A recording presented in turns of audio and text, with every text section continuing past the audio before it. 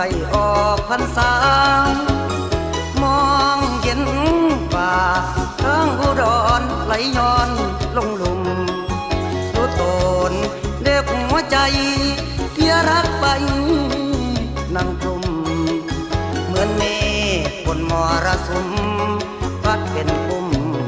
ลอยบนโอบลมลวงตาปล่อยขึ้นฟ้าเบื้องบนเสียงคนหล่นทุกคน